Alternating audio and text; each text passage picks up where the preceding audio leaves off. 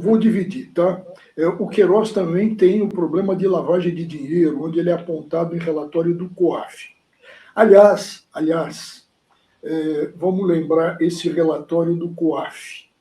O COAF fez um relatório de movimentação suspeita com relação a saques do Queiroz e também a 48 depósitos e movimentações de R$ 2.000 que entraram essas importâncias na conta do Flávio Bolsonaro. Isso está tudo no relatório do COAF.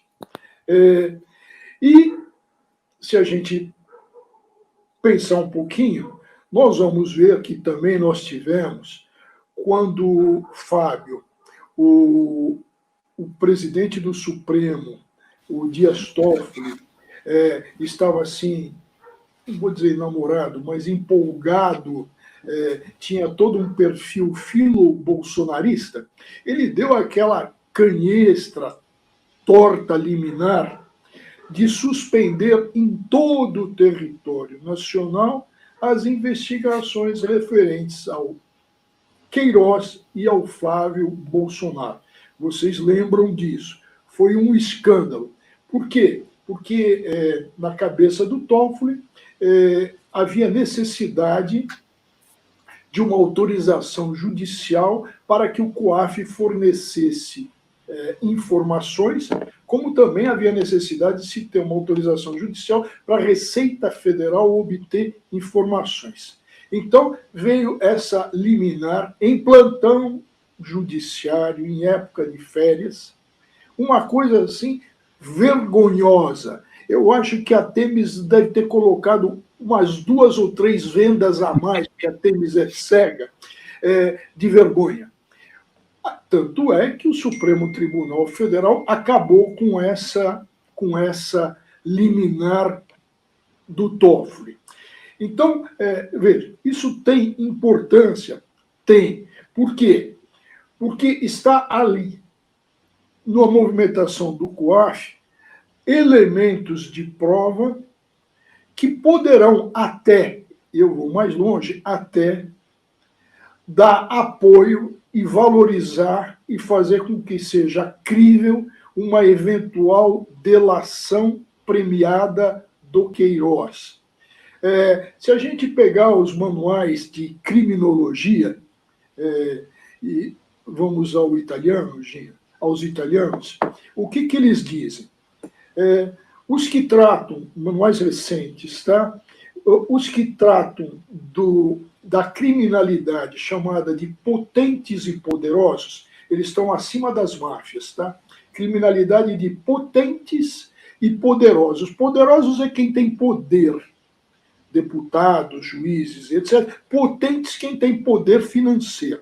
No campo dessa criminalidade de poderosos e potentes, os manuais de criminologia dizem o seguinte: aquele que é protegido, então Queiroz é um protegido pelo clã, se sente absolutamente blindado, impenetrável, nada, polícia, justiça, nada vai lhe incomodar. E eis que, de repente, vem a prisão. Então, os criminologistas falam, o que vai passar na cabeça de alguém nessa situação? E a resposta que eles dão: a pessoa entra num certo pânico, depois vai se equilibrando, pensando que os poderosos e potentes vão lhe tirar dessa situação. Mas se o tempo for passando, se vai perceber que aquela blindagem derreteu, virou pó. E aí fica incontrolável aquele que olha à frente crimes, penas pesadas, e aí ele pode partir para o direito premial. Mas, por enquanto, o que ele vai fazer? Isso é da praxe. Ele vai silenciar quando ele chegar no Rio de Janeiro. Os advogados vão tentar um habeas corpus. Seguramente não vão conseguir. E vamos ver com o tempo como o Queiroz vai reagir. Porque ele tem que explicar, dentre outras coisas, os 24 mil reais que ele depositou na conta da primeira-dama da República, a mulher, a esposa do presidente da República. São 24 mil.